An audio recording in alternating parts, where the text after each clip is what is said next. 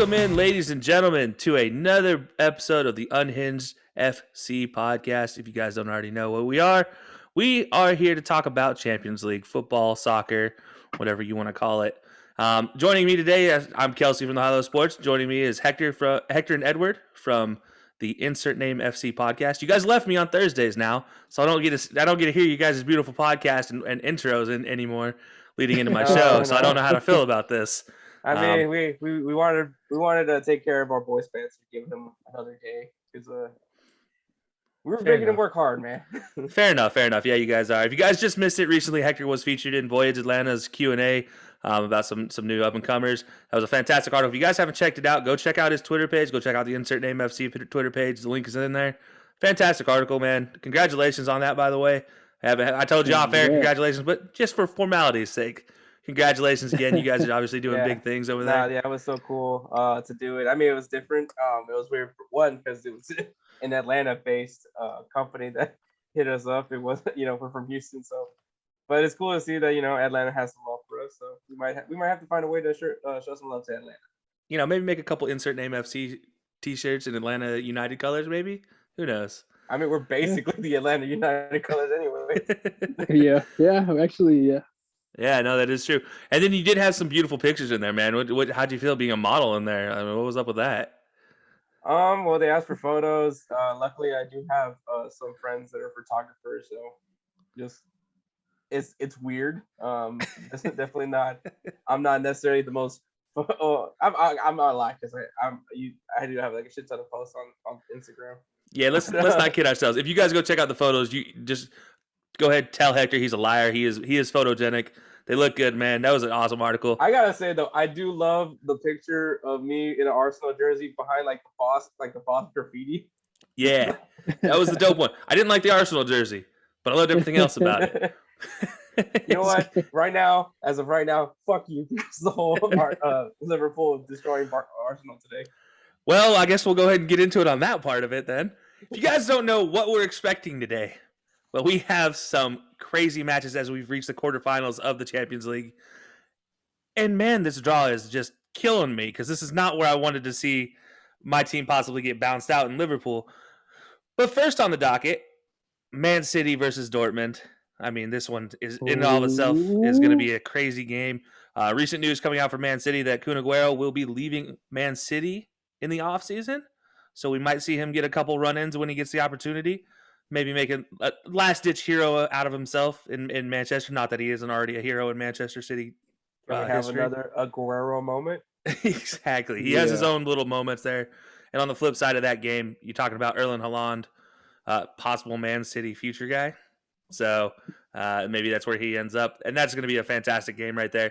But really the big one, I mean, the one that we're most invested in, me and Hector are, Real Madrid versus Liverpool, and the reason why Hector is not the biggest fan of me right now, not just because Liverpool beat Arsenal on the day of this recording, because that happened, but then also now Real Madrid plays Liverpool without Sergio Ramos, the guy who broke the shoulder of Mo Salah.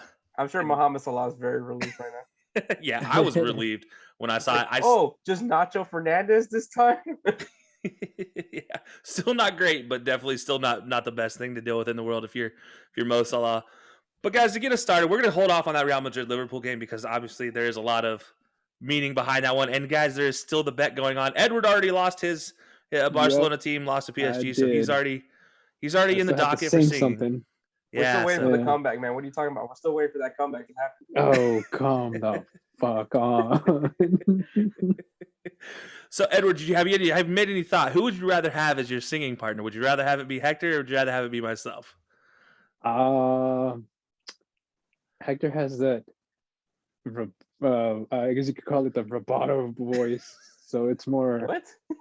Yeah, the guttural sound. So we could probably do some Slipknot or something. Well, I don't know, man. We're gonna be breaking out some Sound of Silence out here. I have the voice of Corey Taylor. Is that what you're saying? Yeah, pretty much. But I shoot. appreciate it, but I am no Corey Taylor. Well, that solves it for me. I really hope Liverpool pulls this one off then, so I don't have to sing. Especially not Slipknot. I'm not about to pull out. I have yet to hear you sing, so that's why I can't choose you, Kelsey. Hey man, for all we know, he's fucking Usher.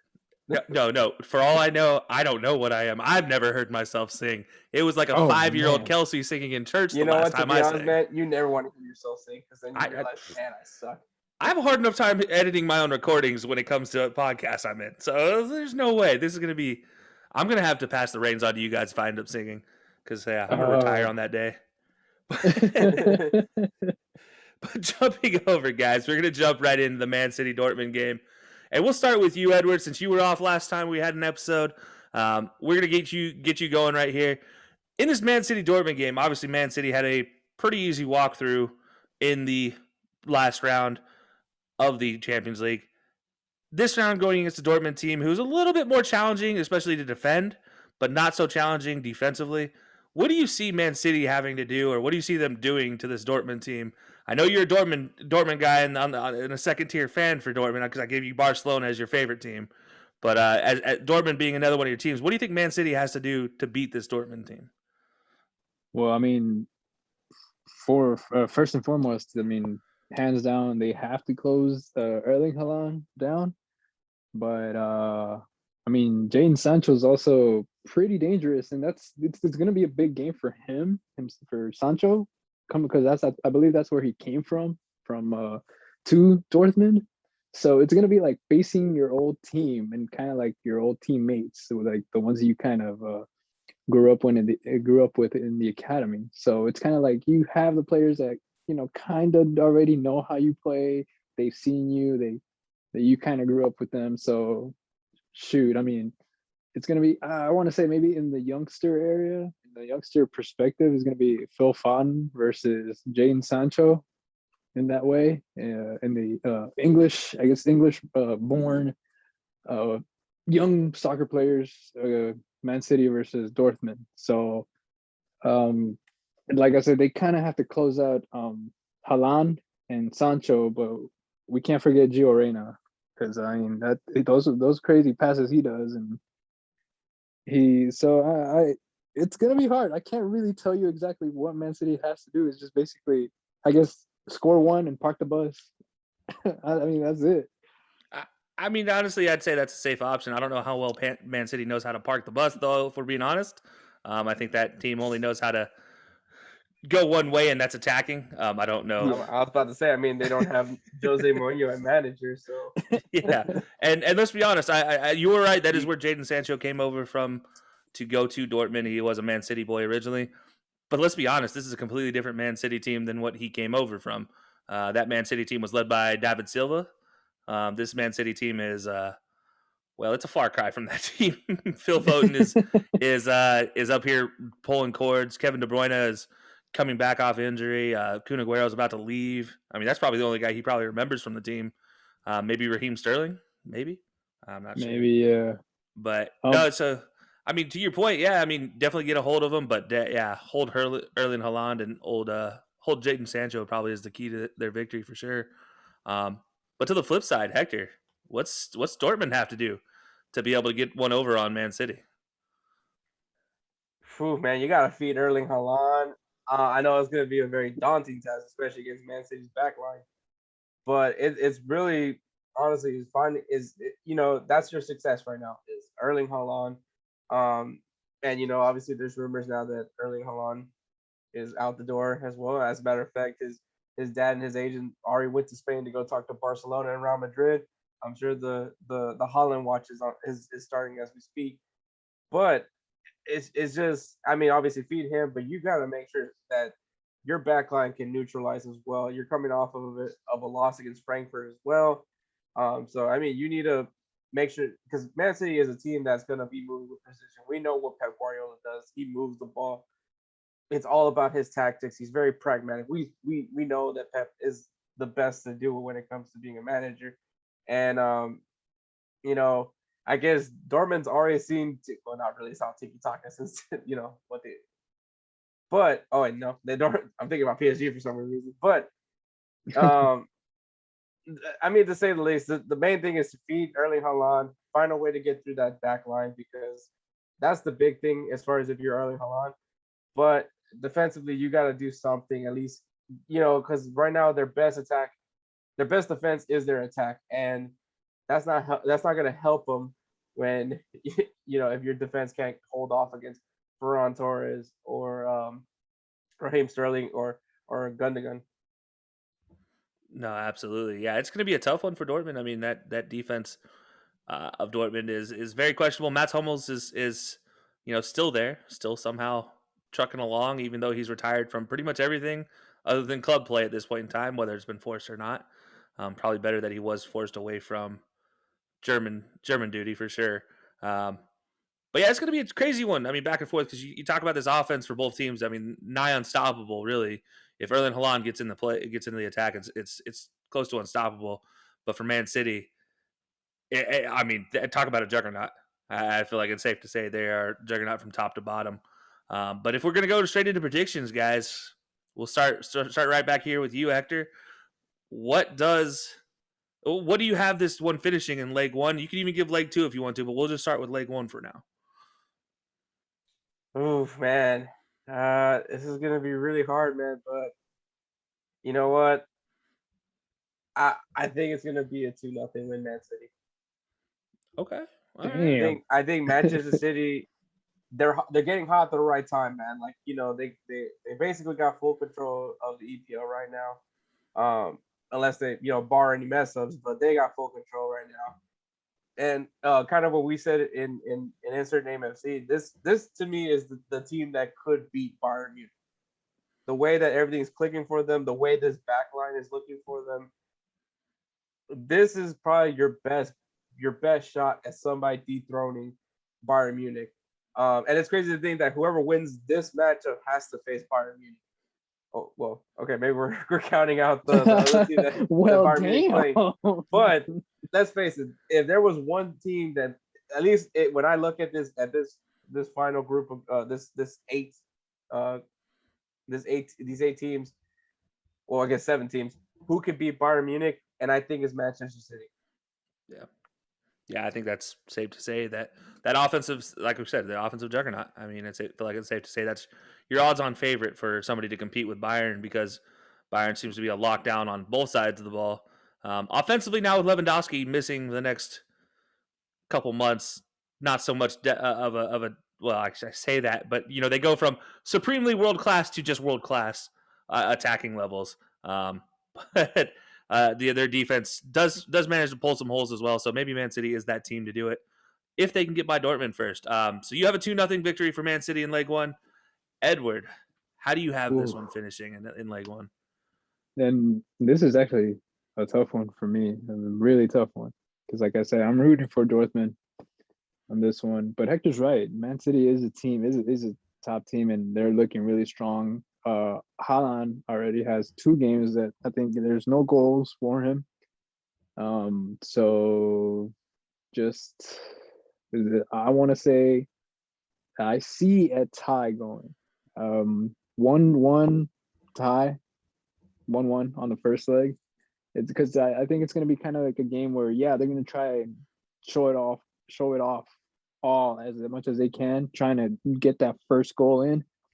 But in doing so, they're also going to be trying to feel the water, see what they're dealing with, and kind of taking it not easy. I'm not going to say take it easy, but they're going to be trying to just measure and see, okay, how far can we put the stop to Haaland? How far can we put a stop to Agüero? Like they're going to try to make sure that they can actually do so.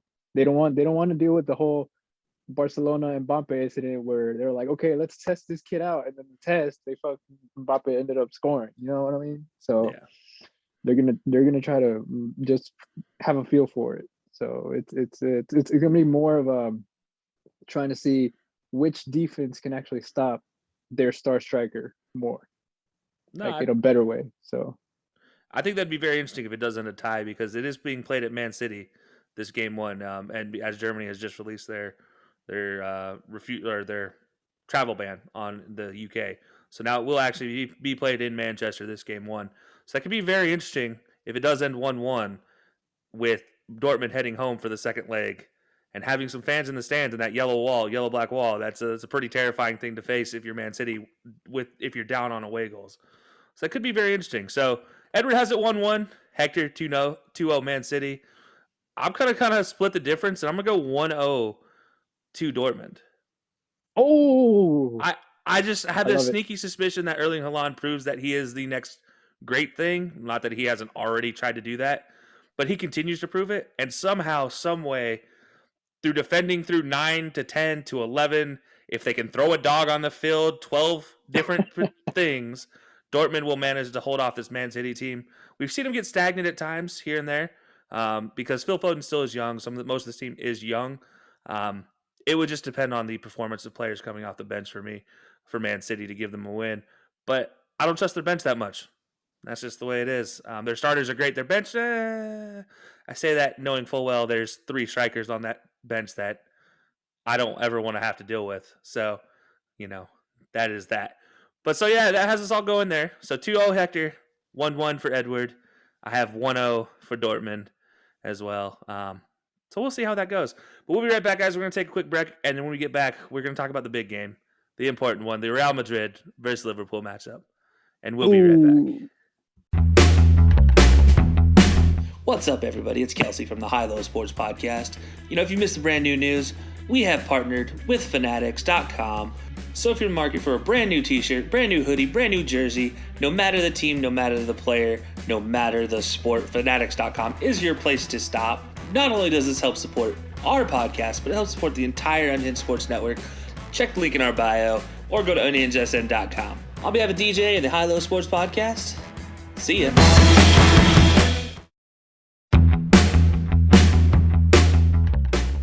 What's up, everybody? It's Kelsey from the High Low Sports Podcast, and we recently partnered with Fubo TV. What is Fubo TV? Fubo TV is a service to broadcast live TV over the internet, no cable required. Watch your favorite teams, network shows, news, and movies on over 100 plus channels. You get channels like CBS, NBC, ABC, Fox. You can watch all the games. So go ahead, click that link in our bio, and get started on your 7-day free trial. And stay tuned to some more great programming right here on the Unhinged Sports Network. And welcome back, guys. We were just off air discussing what song we're going to end up singing. It looks like if I lose, I might end up with Baby Shark. I don't know if I'm looking forward to that. Man, I'm ready to vote in Montero. What are you talking about? Oh man, we might gain a lot more listeners if you break that out. That'd be fantastic. But if you guys don't know what we're talking about, we're obviously talking about our singing bet. Edward, Barcelona, who is Edward's team, already lost in the round of 16, so he's already guaranteed to be part of the singing bet. Now it moves on to Hector and I, whose team will make it to the championship. And unfortunately for both of us, they get paired up in the quarterfinals. I don't think either of us were really hoping for this, hoping for a championship matchup that would decide it. That would have been perfect. I thought this was supposed to be rigged. Yeah, like that's normally how it's supposed to go. But unfortunately, here we are talking Real Madrid versus Liverpool. Hector, the Real Madrid supporter. Myself, the Liverpool supporter. I don't know if you can call me much of a supporter right now because it's more like crying in a pool of tears constantly. But yeah, we're here. I'm staying afloat. And good news happened. Sergio Ramos will not be playing. If you guys missed that part in the intro, Sergio Ramos will not be part of either leg in this matchup. So thankfully for... And I hate it because I thought it was an April Fool's joke. And I'm just like, oh, ha, ha, ha, very funny. And then I was like, wait, it's true? Yep. Yeah, unfortunately. So... Oh, man. But so getting into it, guys, I'll let you guys do the analysis so that way I can keep my biased self out of this one because I can't drop too much homerism in there. But we'll start with you, Hector. Normally we make you do the other team stuff, but I don't want to make you do Liverpool's stuff. I know Edward has a little bit of an affinity towards Liverpool, a small affinity. So I'm gonna let him do Liverpool. But Hector, we'll start with you in Real Madrid. Without Sergio Ramos, first of all, how do they stop the big three for Liverpool, or big four if Diogo Jota decides he can play, and maybe they use Diogo Jota more than Firmino? We'll see how that plays out in that attacking front. But that attacking four, we'll just call it attacking four for right now. How does Real Madrid deal with that attacking four? And on the flip side, handle some of their scoring woes as they've had of late? Well, I mean, I think they're doing pretty well scoring because Karim Benzema has actually been in form. I mean, he's scored ever since he came off of injury. He's been scoring ever since. So So I mean, the question will be what happens when Benzema can't score. That's the real question. But you're seeing Asensio stepping up. As far as the attack goes, but let's go focus on defense. And Sergio Ramos is a big loss. But as far as defensively, obviously you do have Thibaut Courtois between the sticks. One of the top goalkeepers in the world. In the back line, it's not necessarily a terrible back line. You're talking about, Rafael Varane, Nacho Fernandez, who's proven to not only be a pretty good defender, but apparently can also come up front and chop some people up as well in the attack. So Nacho apparently just put him everywhere. Let Nacho be libre is pretty much what it looks like. But when you talk about the ends, I mean, Lucas Vasquez has somehow mastered the position of right back, which baffles me because at one point he was a liability. But you're gonna have a go up against Sadio Mane or Mohamed Salah, so that is gonna be a very daunting task this time around. And then on the other end, obviously you have either Ferland Mendy, and now you have Marcelo who is also finally clear from injury as well. And I mean, Marcelo did play today against Eibar. He looked pretty good. Did wear the captain's armband, obviously, because there's no Sergio Ramos at least for another couple of weeks. But I mean, Marcelo looks like he's prime and ready to go as well. So I think as far as the back line, you have some leadership presence, you have experience throughout. Aside from Lucas Vasquez, I think backline is very experienced, and obviously you cannot forget Casemiro. I think someone that helps out with the attack, but also very good defensively for the team. So I think, but I mean, they have experience against this front three. The only player that they don't have experience with is Diego Jota. So that could be the big X factor for Liverpool. But I think, Real Madrid have seen this team before, and they know how to at least prepare themselves. I mean, the only chink in their armor right now is Lucas Vasquez. And now you did mention Thibaut Courtois in goal, and now I don't know if this helps or hurts your case, but against Liverpool and across all competitions that he's faced, because you remember he was with Chelsea for a while. So in 8 games, they've won 3, drawn 4, lost 1 against Liverpool. However, his goals against to goals given up to goals disallowed, to clean sheets, is a 7 goals given up to 2 clean sheets over an 8-game period. I mean, obviously he gets a clean sheet a quarter of the games he plays with Liverpool. However, he does give up 7 goals in those 8 games, or let's just say the 6 other games. So not the most promising stats. If you're Courtois, you kind of hope to have a little more defense in front of him, but definitely not the worst by any means. But looking at that, Edward, obviously on the flip side of things, as Hector mentioned, Karim Benzema, I was more jokingly saying that he hasn't been scoring just because it's Karim Benzema and everybody forgets about him. But Karim Benzema has been scoring lights out. Is there a way for Liverpool to come out against Real Madrid and slow down anything that Karim Benzema is about to do? So basically, I think in order to stop Benzema, of course, I would say Virgil van Dijk, but I hate not to cause your bad solution news is here. Virgil van Dijk? My solution would be Virgil van Dijk as well. I mean, but that's not a choice that we have. Exactly. Let me build up on it. What is this, FIFA? He's building suspense. This is the horror movie. We're building the suspense for the jump scare. This is a horror movie. This is a horror movie that I'm dealing with as well, because honestly, what is this, sauce? And we're talking, it's just torture. Oh God, that's horrible. That's horrible to say. Basically, in order to stop Benzema, he's a poacher. So literally, I think having pressure on him, trying to just close him in a small little box, might actually be the right thing to do.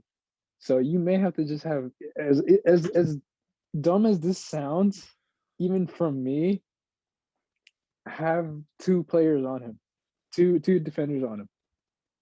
Because when he loses control, I mean, I think I would rather Benzema not score. He's and me and Hector all always talk about Benzema.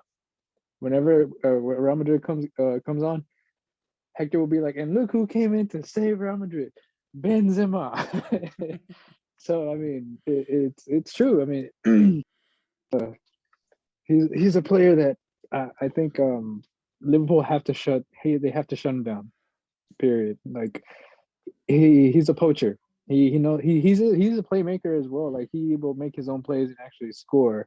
It's just I feel that in order to successfully stop Real Madrid, you do have to kind of shut down the the emblem that they have now. It used to be Ronaldo. Right now, it's Benzema. So yeah, that's what I'm thinking right now. So basically the same thing we're all thinking, which is, holy crap, I don't know if Liverpool can handle Karim Benzema. I feel like where we're at. We all wish Virgil van Dijk was back by And then now. not only that, but if you do hold off, if you're able to hold, at least contain Karim Benzema, then you have Asensio, you have Luka Modric, you have Toni Kroos, you have. I'll take the chances. I think the only ones that you can be like, I can confidently say, let this guy do something is Vinicius. Exactly. Yeah. And he is so overconfident. You're going to see a ball in Rosie easily in that game. Although I say that now, he's going to hit a 40-yard. Rodrigo on the field. Yeah. Holy crap, I'm ready to go because I think it's Rodrigo's time to shine. And I say that about Vinicius, and he's going to now hit a 40-yard just laser into the upper corner and ruin all hopes of. Hey, that's a win-win for Real Madrid though, because if Vinicius shows up a little bit, makes that a little bit more enticing for PSG, so they can do a swap. Yeah, exactly. Pay him a little bit of money. Do basically what Barcelona did with Philippe Coutinho. Just get him out, get some money, get some payment back. So obviously, here we go. This is the moment, the predictions. Hector, where you got this one going? Oh man, where are they playing it? They're playing at Real Madrid. Fuck, man. Well, at Real Madrid's auxiliary home. It's in the Stefano. Yeah. Oh man, dang it. Okay, I'm gonna have to say 1-1 draw. 1-1 draw at Real Madrid. Wow. Oh wow! I can't lie. I did not expect you to go with a draw on this one. So Liverpool gets an away goal. Yeah, but I feel like they're gonna kind of measure each other out. Real Madrid is not gonna go full on out because obviously, not only do they have this game, but on Saturday they got El Clasico, so there's not necessarily something that they could just go full on barrage and all that. But I think Liverpool is also trying to improve their spot in the EPL as well. So I mean, this is kind of like one of those like let's see how this first leg goes, kind of test each other out, and then we'll see what we do in the second leg. I was hoping the second leg would be in Di Stefano, but clearly I wasn't paying attention in the drawing. Yeah, no, fortunately, I should say for Liverpool fans, it is in Di Stefano originally, and then second game will be in Anfield, which I can't wait for. Real Madrid has terrible luck when they come to Anfield, which is even better for me. But Edward, obviously, this is going to be an interesting one. Not much defense to speak of for Liverpool left in the game. So where do you have this one finishing? Honestly, it's going to be a very attack-minded game. I think it's going to be a lot of stolen balls. Like basically, there's going to be a pass. Somebody's going to steal that pass, and there's going to be that counterattack on both sides. Honestly, so this is going to be a tough one. But 2-1 Liverpool. I feel a goal from Mane and Salah. So you've been reading my blogs. You dick. Well, here's the thing. Hear me out too. No. Okay. Arsenal being one of Hector's teams also lost against Liverpool. So I'm just kind of rolling the ball there a little bit. This is your logic. Somehow Arsenal and Real Madrid work together. Actually, they kind of do. Seems logical to me, if you will. Seems like a logical explanation. Nah, but honestly, I think in the counterattack aspect, Real Madrid does have a jigsaw around here. Real Madrid does have I guess you could say like a closer passing ratio. Like it's more of a, I guess you could say they play more of like that really counterattacking passing football, that Spanish style, of course.